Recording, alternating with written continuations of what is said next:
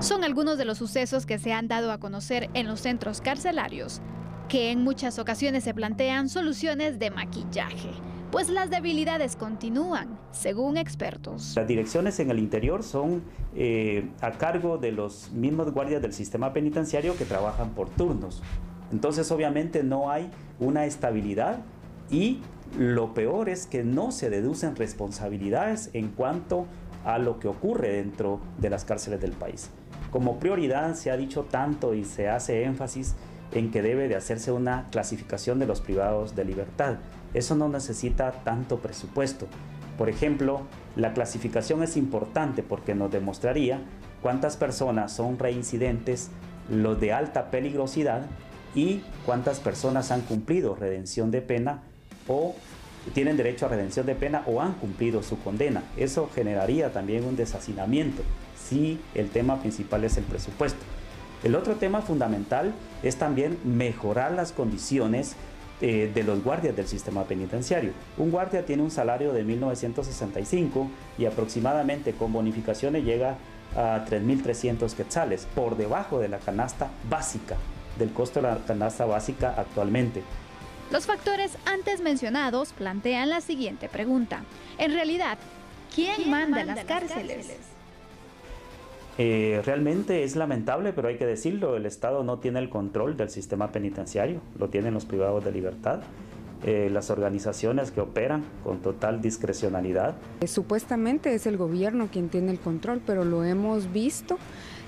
Sabemos que hay un desorden bastante grande en nuestras cárceles, entonces no se puede decir y por las mismas circunstancias que se han dado, es evidentemente que el Estado no tiene el control del sistema penitenciario, sino que son las mismas personas que están dentro de las cárceles las que en algún momento logran dominar e incluso enviar a personas para que cometan hechos delictivos desde una cárcel. Y el ejemplo claro son las extorsiones.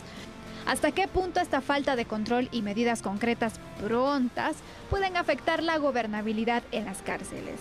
Algunos piensan que es uno de los aspectos que amenaza históricamente al sistema penitenciario, por lo que les preocupa que pese a ello no se tome como prioridad. Mire, lamentablemente el sistema penitenciario pues resulta ser el último eslabón de la cadena de justicia y por lo tanto no ha merecido la atención apropiada de parte de las autoridades. El que sea el último eslabón no significa que sea poco importante. Y los últimos acontecimientos que nos hemos enterado, pues no revelan más que el abandono histórico que la institución ha tenido durante mucho tiempo. Parte de la problemática está en que son las autoridades, los guardias penitenciarios, el Ministerio de Gobernación, quienes deben iniciar un proceso para recuperar la autoridad en los centros carcelarios. Para los analistas, dejar por un lado este problema creciente es aumentar la criminalidad en el país, pues si de momento se conoce extraoficialmente que operan varias estructuras desde la cárcel, no ponerles un alto es como autorizarles indirectamente que sigan delinquiendo. Nosotros le llamamos al sistema penitenciario la cenicienta del Ministerio de Gobernación.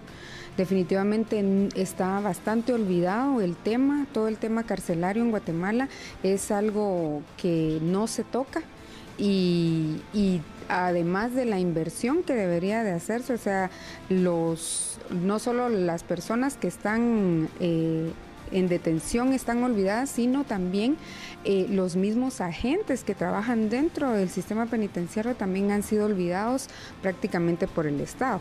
Entonces, y los recientes acontecimientos que han ocurrido también nos dan un panorama de cómo realmente está nuestro sistema penitenciario.